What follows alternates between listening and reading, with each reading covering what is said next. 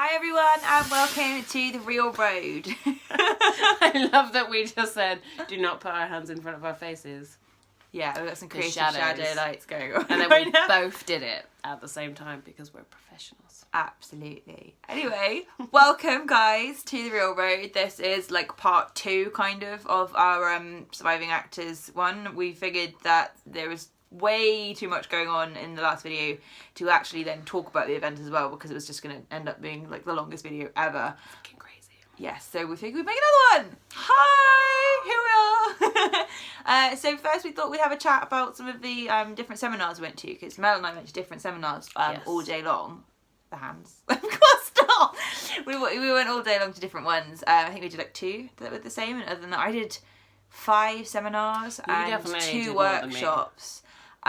Literally, it got to the point where it was like 3:30, and I was like, bearing in mind we'd been there since like what 9:30, 9:30, yeah. and I was like, ooh, I've got 5 minutes. I can pee. Miracles! And I bloody did. I shouldn't swear, but you know, it was. I think it's YouTube. I think you can get away with it. Yeah, I can get away with it. It was interesting. And you know what? I also stuffed some pasta bake down my face in that 5 minutes. It was a very efficient 5 minutes, and I feel like time well spent. Anyway, kind of tangenting. Mel. I knew you were going to get to me first. What was one of your favourite parts of the day? One of my favourite parts of the day was I did a great seminar, which was rather aptly titled Solving the Problem, You're Brilliant, but Nobody Knows Who You Are. Which is the problem with most actors. Yep. We tend to be the very artistic types who kind of just go, but I'm a really great actor. Why doesn't anyone care? And it's because obviously it's a business, and you have to sell yourself, and you have to prove that you can make really that bad business when money. You say it like that. Sell yourself. You have to sell yourself. In a slightly different way from what you're thinking. Yeah. So yeah, that seminar was amazing. It was with a woman called Charlotte Thornton. I always want to say Thompson. It's not Charlotte Thornton. She was previously an actor herself. And she's also now a life coach, and she really knows what she's talking about. She's really kind of straight talking. It was really kind of getting into that thing of you are a business, and we get told that all the time as actors, but actually putting it into play and taking that, no, I think sometimes you need to have somebody to say it to you a little bit differently. Yeah. And she was really good, really positive, and giving really good tips on how to like make sure that you have something that agents want, that you have something that casting directors want, and ultimately what films want, and just kind of accepting the business they're in, because a lot of us kind of sit around and spend all of our time. Sorry, the cat is currently playing with baubles. You know, like the secret star of all my YouTube videos, otherwise known as Madam Scene Stealer. She just run away now. She's like the most camera shy, wanting to be on the camera cat. But yeah, I totally agree. I actually really wanted to go to that workshop. Yeah, it was really good. But I had another one scheduled in that I also wanted to go to. So we decided to split them up, which is actually pretty cool because... And we can share notes. Exactly. In the spirit of like, yeah, sure, whatever. Yes, competition. Ooh, in the industry, I hate it. Teamwork. It's definitely the way forward, because we managed to attend... I went to, 7? You went to how many? 4, 5? 4. Yeah. So like between the two of us, we basically sort of went to almost everything, and then we can share notes. So you know, the best tip she gave me was actually like stop moaning about the way that the business is. Accept it and find your way into it. You like using what it already is. Like you can change it once you've got somewhere in the industry. That's where you change it from. From our point of view, we can't change the way it is. The only thing we can do is kind of work the way that it is, and then once you've got a bit more power, then you can start changing things, which is a great bit of advice. And I did actually run up to her and thank her at the end, because I was like, oh my god, it was so helpful. And it made me want to go home and make a massive plan and do all of these things. So I'm so excited now. Yeah. I mean, while Mel was in that one, I was in acting for performance capture one, which is really cool, because performance capture is like becoming like a bigger and bigger deal in the industry at the moment, and it's like kind of tricky to get into at the moment, because one of the things I learned in the seminar was that a lot of the games companies who are kind of the main people that use performance capture, because the games industry is huge, but they don't seem to, like, at the moment they're not that comfortable using agents. They tend to just go via directly through actors that they know and that they trust. And like, she told me one of the studios, they actually trained someone from the studio how to act, because they knew that they would be there and not like disappear off to do another kind of job if they came up, which I guess is something that actors tend to do. But to be fair, like, performance capture is an acting job, so I think if you commit to it. It's like really cool as well once you do it, because like you can literally play so many different characters in it, which is a pro and con of that industry, because it's a pro if you're getting the work because you can just constantly play different characters, but it's a con because like you need like one actor to play like 50 different parts. Yeah, it kind of lowers the roles available because Yeah. one actor's doing all of it. Yeah, but I mean, it was a really cool workshop as well, and like some of the stuff that they were telling us in that is like to not do more than you need to. Like, don't do more work than you need to. Like, you shouldn't have to convince people of your character because you already have the character backstory and the character things. You just need to be them, and that was really cool. It's like, don't try to show too much. Be like character specific, and like the more specific you can like inhabit the character rather than like show the character. Because like it's surprising from just like dots on your joints and joint movement how much you can actually pick up the emotion from the body, which is really cool for that one. Yeah, I guess it's just kind of, it's almost like normal film work in a way, if you just do everything very naturally and it picks everything up. But I guess you kind of forget that when you're doing like motion capture stuff. You're like, I've got to move everything massively, and you're like, no, you don't. Yeah, no, not really. Another one I went to, which was really cool. I actually went to one which is called like Break Into LA Marketing. But like it's all about sort of how you market yourself in LA, which is really cool, because a lot of workshops and stuff I've been to about LA before is literally just like, this is the O1 visa. This is how you get the O1 visa. Get a job. Have it. Like, yeah, and most of those refer to like getting lawyers. Like I've done a lot of research into the O1. I kind of know all that, but in terms of marketing yourself in LA, because it's a totally different industry out there. I mean, same industry, but they have like a really different way of doing everything. And like some of the stuff that I learned was really cool. It's like as opposed to over here in the UK. Hello, cat. As opposed to over here in the UK, where like you know, you try to occasionally let casting directors and stuff know what you're up to, but then like they don't generally expect it. They're kind of just like, okay. And some of them are really like to hear what's going on, but the difference I think they were saying is in LA they expect you to keep them updated with what you're doing, like on a monthly basis also as well, which is, yeah, I was like surprised as how often you're supposed to kind of keep in touch. And yeah, it was really cool because we were sort of advised by Gwyn Gillis, who was leading it.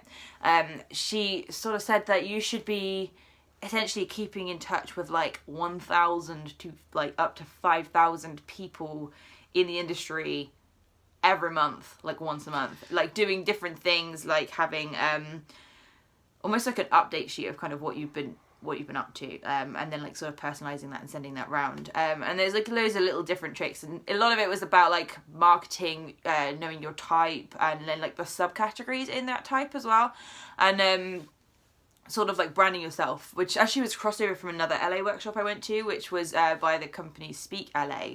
So they came over as well, and they were talking a lot about branding. They're like 8 kind of different categories for branding, which is actually really nice to have someone finally lay them out and actually say, these are the main categories for typecasting, because everyone's always like, know your type, and it's like, great, what are the types to pick from?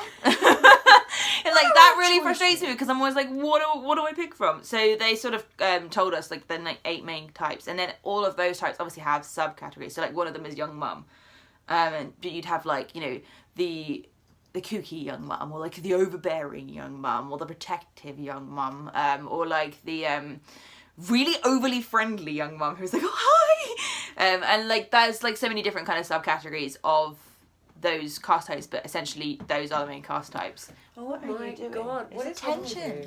There she goes. So that was really cool, and again, it's just like about mostly branding and keeping yourself visible in the industry, which we all try to do over here in the UK, but over there I think they take a much more kind of direct approach. Also, they have more of like a pay to be seen culture out there. So essentially, it's not like you pay and they give you a job. It's more like you pay to go to like more workshops, to do meetings and stuff, and just so that you kind of know people, and then from there you can like touch base and stuff, and then you can send on details of what you're in, and then your CV and stuff, because they can't just like hire you directly from them because of laws of paying to work, which is illegal. But it's sort of a way that they kind of get around that, but also it gives you access to kind of get to know like casting directors and stuff that you wouldn't necessarily see unless you kind of were called in by them. So that's very cool. Also, sizzle reels.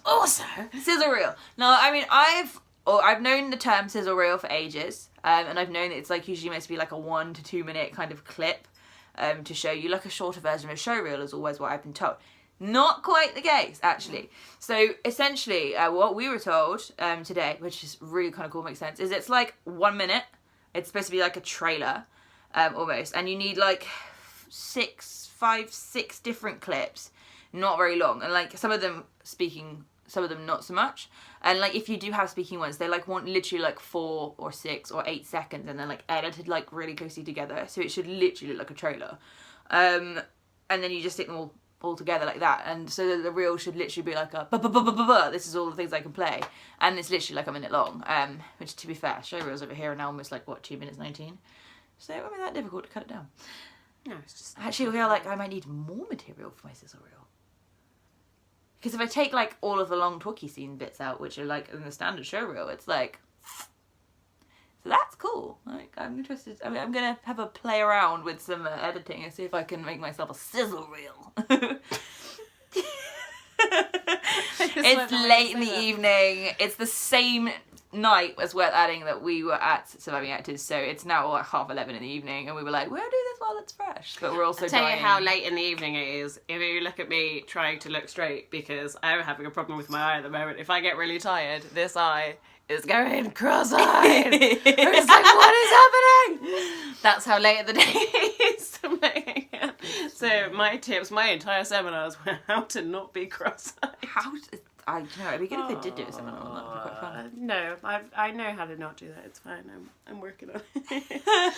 my all of my seminars I really enjoyed because they were all like kind of being really positive, and it really did kind of make you want to just start doing stuff. Like I did one that was literally just how to improve your chances of success, with a guy called Ken Ria who teaches us at Guildhall. I have his book. He does a really good book. In a competition. It's the Outstanding Actor. Yeah. I like halfway through it. I need to finish. So this seminar was amazing because he had like 3 guests on there that were all former actors that he used to teach at Guildhall, and they're all now really successful. They're all doing big theatre shows and everything, and they're really cool. And it was literally all just kind of a lesson in positivity of how to keep going when you feel like you're rejected, and yeah, it was just nice. One of the best quotes he said, let me see if I can get it right, is, oh no, there is no point in aspiring to mediocrity. No. Because like if you are gonna, like the best way of being successful is to get yourself like goals and to write a plan as to how to get to those. And even if it doesn't work out perfectly, like you have to change things as you go, but you need to have a plan to kind of force yourself to get up and start doing things and have something every day to do towards that plan, which makes perfect sense. But he was saying like, make your goals really massive. Like, I want to win an Oscar. I want to this take is how I'm over going the to world. get there. Because you have to aim. Yeah, exactly, but you have to aim massively high to start off with, and then do all the little things of like, how am I going to get to that point? Yeah. I like that he says this because people used to mock me about this when I was like younger, and even still now some people do. They mock me about it because I'll say, they're like, oh, what are your goals? And I'll list out my goals and stuff, and they're like, oh, don't you think you're aiming a bit high? I'm like, yeah. If I aim really high, I'm going to get a heck of a lot closer to my actual goal than I would if I set low ones. Yeah, but that's a little bit of the thing of the culture of people that don't like for you to be very much like, I'm going to be amazing, because they're like, yeah, all right then. Which is, I mean, that's fine if that's the way you feel, but that's what we're doing. I'm going to conquer the world. But that was a really nice seminar as well. I really did come out of that going, yeah, I can do things. Yeah. I really enjoyed the seminar as well that I went to with Nancy Bishop, which was about auditioning for film and TV. I like Nancy Bishop too. She's really cool, really down to earth. Like, I would love to get in the casting room with her because, like, she just gives off this kind of, like, professional but easygoing vibe. So like you kind of feel very at ease like with her, which is really nice actually, because it can be like from an actor's perspective. Oh my goodness. So I can't see straight, you can't talk. We're doing really well today, guys! From an actor's perspective, it can be very daunting going into the casting room, especially if you haven't met some of the casting directors that you're seeing before, because you think like, oh my god, I need to take a good first impression. In that voice, exactly. Yeah, and then you don't get cast because they're like, what the crap are you talking in that voice? Who is this weirdo? I'm like, yeah, it's me. Yeah, but like, it was nice that she gives across this kind of like very like almost welcoming, like friendly vibe. But she has some really cool advice as well, which I liked. Which is like one of them is like to get familiar with your own face on the screen, which actually surprised me that people don't watch their own self tapes back. And I'm like, God, okay, surely you need to watch it to make sure it's good. Yeah, but a lot of people don't like watching themselves, and I think you get a lot of that from Hollywood as well, because a lot of the really famous actors will say, well, I don't watch my films because I don't like seeing myself. Yeah, but that's the finished project. Like, surely you should watch your own auditions. But people pick up on that and go, oh, I don't like seeing myself as well. But at some point, you're gonna have to watch yourself because you've got to see what you're doing right and wrong, and if you have to edit your own self tape, you kind of need to watch it. Yeah, and guys, if any of you watching are new to acting, I'm going to let you know right now, I think I watched my first show reel through about 50 times, and I'm not exaggerating, about 50 times before I stopped watching it like this. Yeah. Is that my face? Oh, is that my voice? Yeah. But then, like once I got to like 50 times, I'd sort of saturated that motion, and I was like, okay, I can look at this objectively now. And here I am now, YouTubing. I guess I got more comfortable. Yeah, another piece of advice that goes along with that, she said also if you're watching yourself back, you need to like know like what's the best side of your face, and like do you have a tick or something that you do when you're recording? I do, don't I? You said I have one. Is my hair? I know I definitely like toss my head a lot, but that's mostly because my fringe is literally like. You have the same thing that. Actually, if you watch episodes of Friends, Jennifer Aniston has with this, where she's got a nervous tick with her throat. If she clears her throat when she's like... Oh, the breathing out thing. Yeah. She sighs every time. End the line. And so do I a little bit, but you end the line with a sigh. I try not to now that I know what I'm doing. This is where friends are useful, because we help each other out with the self-tapes and go, you keep doing this, do stop it. And like, be nice to each other, but be honest with each other at the same time, because that's the only way you're going to get anywhere in it. You do it more when you're angry. Like, it's weird, because like it's when the emotion builds up and she gets angry is when she like goes like, and I'm like, you just let all the tension go. And we are actually like really brutal with each other, but I suppose that's the best thing about sort of having a best friend who's an actor and also it's that you really live with. Because we're just like, I need to self-tape, and like, but I'm sleeping. Get up! Okay! But then you do it to the other person, so it's like... It's fair, fine. It goes both ways. It's totally like right now, I was like, we need to vlog. She's like, but I'm tired. And I'm like, I don't care. Did I do it? Something like that. I'm tired. I genuinely did do it in that voice. It probably was. What else? What were we talking about? I don't even remember. Oh my god, I like shadowed my whole face. Ooh. That's my notes. Do the whole thing like this. So guys, I don't know what that little face was I just pulled, but yeah. Okay. They couldn't see it. It was behind a pad. No, I definitely did something weird. But I am weird, so whatever. Another thing as well as a little quote that she said was a lot of actors think, how do I get noticed? How do I stand out? And she says, that's not the right question. It's how do I tell this director's story well? Yeah, genius. You will stand out by doing a good job. Yeah. Simply. I mean, I can't remember which talk it was in, but somebody else also said earlier on, or later, I can't remember. Where are you? It's a blur. I don't know. But they also said that you should like treat it like, I'm not going to get the part. This is my only chance to play this role. And then do it with everything you've got. I can't remember who said that, but it's in here somewhere. It's in my many notes. I do believe you tweeted it. I think I'm so pretty if you have sure a look I at Surviving Actors, their Twitter, that quote is probably up on there somewhere. I don't know. I think I wrote it down. It's because she doesn't I didn't write it down. It's useless. Do you know one of my favourite quotes of today was our very first seminar that we actually did together with Carol Dudley. Yes. The casting director.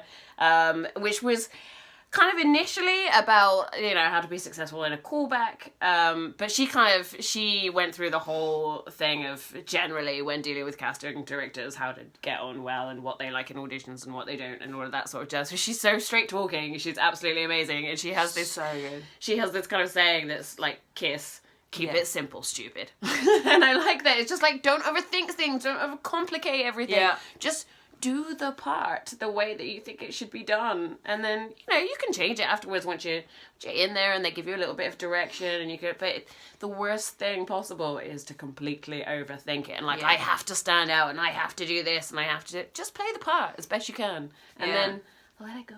Going on from that though, actually, I'm going to be moderately controversial here because she actually did say something that I disagree with.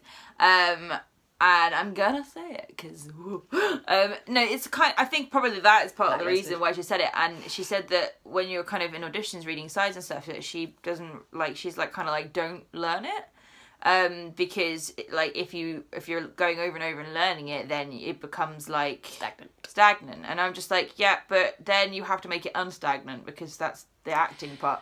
And so like, I get why she was saying it, and I do think it does make sense, but I also feel at the moment there's a very kind of irritating trend in the industry of people not learning the lines. And I mean, I'm not even talking about auditions, because you can kind of get away with it in audition, but I'm talking about by the time you actually get onto set and you're literally filming and you're supposed to like, you get like, by like the grace of God, the director gives you like 20 minutes while they're actually doing the lighting to run the scene with the other actors. You get rehearsal time, which doesn't happen very often on film. I don't think usually they point a camera at you and say, go! But yeah, so you get, even if you're lucky and you get rehearsal time and you're going through the script with the other actors and they can't remember their lines, and I'm like, guys, we're professional here. And I'm not going to name any names because that would be unfair, but like, it really, really winds me up. I'm like, you are an actor. Your basic job is to at least know your lines and then to perform them as a character. Yeah, the thing is with that is, especially if you are on set, you've got a part and you haven't learned your lines, you're not only making it difficult for yourself to actually do a good role, but you're making it difficult for everybody else on set, because every time you can't remember your line or you have to like redo it, you've got more work for the camera guys, you've got more work for the director or for the lighting people, or for the actors. Everyone's gonna get annoyed because you don't remember it. In Carol Dudley's defense, I'm gonna say I don't think she meant don't learn your lines. No, I don't think she did. I just think it came across maybe a bit like that. But I think it's more of a case of, again, like, don't over-prepare for things. And people spend more of their time getting so worked up about, have I got this line absolutely perfectly? More than actually looking at the character and trying to get a performance. You need to get a good totally agree with her. I totally agree with her in that respect. Like, I just wish she'd said it slightly differently to don't learn it. Because although I think we get what she was saying, I'm pretty sure there'll be a few people out there who'll be like, oh, I don't know how to learn it. I'm like, no, you do! That's fine, we'll just get their parts, it's fine. But yeah, I mean, that's one of my kind of current pet peeves with the industry. And I mean, like, there's been stories, is it Bill Nighy who's saying it was really annoying to him? It's like it goes all the way up to Hollywood. There's a lot of older actors that are obviously, especially when they're brought up in the theatre. Yeah. But I was watching an interview with Martin Freeman recently, and he said something very similarly, because he was talking about the difference between English actors and American actors, and because the majority of English actors have kind of come up with drama training, and then they've worked in theatre, and then they end up going and doing film and television. So they're used to learning like massive like scenes and blocks of scripts and things. Whereas American actors often come up in like TV and film straight away. So they just do little snippets at a time. So when they do have to have a big long scene or a long take or something, they actually find it really difficult because, you know, but they're not used to it. Well, they still do it. Like the good ones still learn their lines. But I mean, when you're like in a scene with someone and you've got like a duologue and it's like a page and a half long, they don't know it. I'm like, not only are you making it difficult for everybody, but if you're acting opposite someone who doesn't know their lines, like, it's very difficult to like keep that from impacting your performance, because like you're worried that they're not gonna say the right thing next, or do I wait? Do I like wait to see if they remember it? Is the director gonna shout cut? Or do I need to cover them? I mean, if it's stage, you cover. But on screen, you're like, do I just stand there and wait? Like, and then it's really awkward because like you're like, the director's like, cut. Whose line is it? And you're like, it's not mine, I promise. And if you're filming on film, the whole crew is gonna kill you because film is expensive. expensive, and you should be shooting like 1 or 2 takes, like, oh. The thing is, I think the majority of acting or making a film or a theatre piece or anything of any kind, you got to remember that you're working in a team and you are trying to make a production. It's not about you. Yeah. Like, you have to do your job so that the whole production can be a good production. So, like, you not necessarily thinking about, oh, did I stand out? Was I great? Yeah. You kind of have to do your work so that you support everybody else so that it makes a good production. Yeah. So, yeah, it's not even about you. Like, learn your lines so that the production is good. Yeah, definitely. I don't even really remember what we were talking about. Any more tidbits from your seminars? You did 87 of them. A lot. No, but a fun thing I did find out today was that my general American is better than I thought. Oh, yeah, so the last workshop that we actually did together. It was the last workshop of the day. It was amazing. With Sonia Field. Who is a voice coach and an accent coach. And she's really cool as well. She is actually American. Yeah. And she was teaching us general American. Which apparently no American actually speaks. So it's essentially like America's version of RP.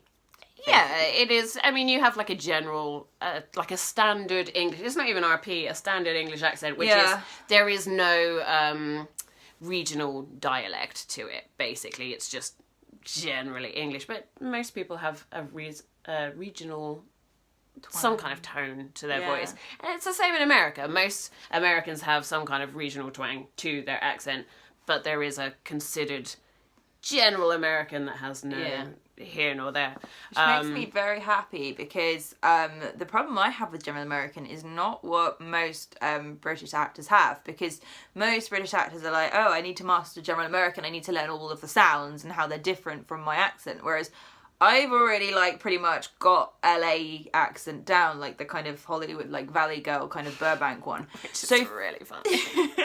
So the problem I have is because I've already sort of conquered like an American accent, I am trying to differentiate one American accent from another. So I'm trying to find the sounds in general American that are different from Californian, because I'm already used to making the sounds in American accents. So I'm not approaching it from an English accent point of view. I'm approaching it from an American accent, which is weird because like most voice coaches usually approach it from the English perspective. I'm like, I don't need that. I need something else. But I mean, I asked her to have a little listen at the end, and she was like, yeah, it's got a little bit of like an LA twang to it. But again, as you were saying, the regional twang kind of just makes it sound a little more authentic. So she was like, yeah, go ahead, stick it on the CV. So I will.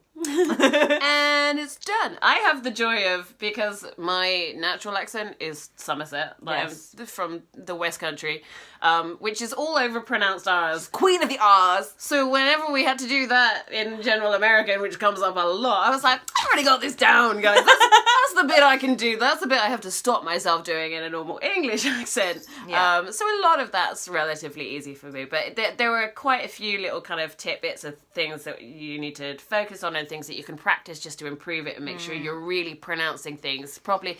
There's like a few words that every English person, when they're trying to do an American accent, gets slightly wrong. Yeah. She also told us that like different actors to really listen to when they're talking in films and things, because they have the closest to like a general American accent. So people like Jessica Chastain, which I was like, I already watch her all the time. I will quite happily sit and watch Jessica Chastain. Yeah.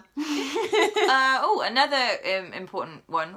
Before that class, I did another one. I did practicing your self-tape workshop, which was kind of like a half seminar, half workshop with Manuel Puro, who's a casting director. That was really interesting because there was a few bits that I learned about self-taping that I didn't know before. And I mean, I've done a lot of research into self-taping and quite a bit of I've done quite a lot of self-tapes. In the last couple of months, we've both done a ridiculous amount of self-tapes. I'm going to go back to my notes just so I don't forget anything. All right. I can't remember if I actually wrote it down or not. Well, we're having a little break. I wrote it on my phone, but I'm filming on my phone, so I'll just throw that back over there. But so one of the things he said was, "Do not be afraid to fill the frame with your face," which I think is one of the best quotes of the day. It was literally like how close you should actually be framing when you're doing casting on self-tape. And like I was like, oh wow, I've been way too far out. You should be like there. You're like here. And like also, I've always sort of aimed to put myself in the middle of the camera, whereas I should literally be like here and then looking over there. Another tip which he gave as well is to have like an actual spot, which is your point of where you're talking to. And he says he quite often uses like post-it notes or stickers, or like he's seen other actors do that. One of whom, like, if you haven't got a person reading in, you just have a little post-it note of your well, I mean, even if you do, like, just to have someone stick that's a an post-it exact note on their face. Can I put a post-it note on your face? I've suggested this, and now it's going to happen to me. It's fine. But also he said as well, if you're talking to a crowd, he should post like 3 in different places, so you've got different eye lines to talk to. That's a really good tip. And also, not only that, but one of the things which is beneficial of using a post-it note to look at instead of a person that you're reading is, firstly, the post-it note doesn't move. Secondly, also the post-it notes are cool because once you set up like your sort of home studio or whatever, you can adjust it to make sure that when you're looking at the post-it note, both of your eyes are looking off camera, because sometimes one of your eyes can look like it's looking at the camera, especially if you've got my eyes. And apparently as well, like people also, if you look when you're talking to someone, some people will look at people's right eye and some people will look at people's left eye. So you really need to make sure that both your eyes look like they're looking off the camera. Otherwise, one of them like might be literally like eyeballing the lens. Even if it's not, it might look like it's eyeballing the lens. And I was like, oh, okay, I didn't know that. That's a new one. Do you know the post-it thing is a really handy tip as well, because I've done a few self-tapes before where there's you don't necessarily have to have anybody reading in because it's essentially a monologue, but you're supposed to be talking to someone, and then they're supposed to leave the room, and you kind of have to follow them out the room, which is really difficult to do when there's no one there. Like, I'm usually okay at focusing on one spot, but when it has to move realistically, when there's no one actually moving, you can kind of stick post-its at various points at which they would move, and then just follow the line of post-it notes. That's a good idea. That would be useful. Another thing I learnt from him, which was really interesting, because I asked about framing for idents. I was like, should it be the same framing as your actual video? And he was like, I hate idents. And I was like, oh, great. I've literally been taught to do idents at the beginning of all my videos. And he's like, I hate them. And I kind of get where he's coming from, because he said that if the first thing you see is, your normal natural accent and the person being themselves, it's nothing to do with the character. And you're auditioning for a character. So I do understand that, but I'm going to pass that on to my agent, because she's always advised us to do idents at the beginning of every single self-tape. For them, though. But at least then she'll know that he hates them. So that's one casting director she'll know to not let us do idents for. So I'm going to pass that one on. The tip I've heard a lot with idents, though, is if you're going to do them, which a lot of casting directors do ask for them, especially when you're doing commercials and things, they're really big with that. Oh, yeah, definitely need them for commercials. But do them as a separate file and do it almost as a removable file, because a lot of the casting directors will, like it for about 2 seconds, and then they want to remove it when they're showing your reel to your scene to somebody or something. So have it as like a separate. Yeah, I think that's why Manuel said he didn't like it, because he's like, yeah, that's great, I know who you are, but I don't want to show you to the director, I want to show your performance. Yeah, and exactly. So if you have a very easily removable separate section. It's really tricky, because I'm literally starting to write down a database of names of casting directors and stuff and their personal preferences, because now I know if I'm going to self-tape for Manuel, I'm not going to do an ident, or I'm going to put it at the very end of the video, because he said if you have to do one, do it at the end. So if I'm taping for him now, I might say, I'll talk to my agent first, obviously, but I might say he hates idents, can I not do an ident? And then also Nancy Bishop, she said she's happy with people to hold their sides when they're in the audition room. Now, I always learn mine, but do you know what? Sometimes you've had half a day, and then you're in there. So knowing that she's happy for you to hold your sides, that's fine. She's also happy for you to ask to go again. She said you may not get a chance, but she's happy for you to ask that. Whereas other casting directors hate that. I really don't like it. I think as far as the sides go as well, I've heard a lot of people say they don't mind you having the sides. The key is, I think, with those is to learn it as much as possible. Yeah. But maybe you can have it in your hand, but the more you don't have to look at it, the better off you are anyway. Besides anything else, you can actually be looking up near the camera or near the person you're supposed to be talking to. Because it can be a really big distraction. I mean, if you're just staring at a piece of paper, that's bad. It doesn't look I think very it's good. more okay for film than it is for theatre. Because for theatre, if you can't learn it, how are you going to learn on stage? Plus, as far as idents go, you don't necessarily have to do a talking idea, especially if you're doing a character for like a film or something. Again, it's slightly different with commercials, because often you have to do something you're not even talking. Yeah. So that's the only time they get to actually hear you talk. But if you're doing like a character for a film or something like that and doing a self-tape for that, you could just do picture and everything. You do a picture and you can do like a written ident at the start of your film. Yeah. You can edit that into the start of your Yeah, well, Manuel said he preferred those as well, actually. He said if you're going to do one at the beginning, then like a picture with your name. Although what he also said, which was something I don't do because I agree with him on this, and it was nice to hear him say it, is that like when you put your name on it, some people get a little fancy with the editing and they'll have like the headshot like fade down and their name like in the bottom corner, and it distracts from your performance because you're looking at that. You only need to see the name once. You need to see the name once to know before you start from, and then get rid of it, and then the actual performing is that character. That's it. That's not. It doesn't matter what your name is at that point. It's just your. This goddamn cat! I swear to God.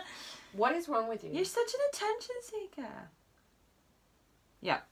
Anyway, on that note, I think that's about we have everything. to leave because I have to murder the cat. And I'm going to try and stop her, then I'm going to sleep. So anyway, thank you guys for listening. I know this has been a really long one, but I'm hoping as it's full of like advice and stuff that you guys liked the video.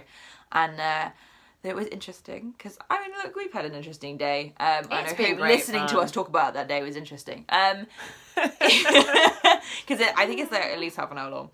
Oh. Yeah. Not a swear word that I was just about to say. Anyway, if you guys do like this video, please do hit the little like button. Bottom? Oh my God, I can't talk. The like button at the bottom. That's say something nice. Comment something nice. Yeah. Don't comment anything horrible because we don't want to hear it. And subscribe, please. That would be fabulous. I'd love it if you would subscribe. Obviously, we'll have new episodes of The Real Road. I try to get them out weekly, but technically, being an actor, that does not always happen because life is insane. But I'll try. Sometimes you have to do a self-tape. Sometimes you have to self-tape instead, and then your phone is like full memory, and then your laptop's like, yeah, no. So it doesn't always happen, but I try my best to. Sometimes also you have a really quiet week, and I don't have anything to talk about, so I don't do them. So I don't want to talk about nothing. Yeah. And on that note, I'm gonna say bye. Thank you for listening, guys.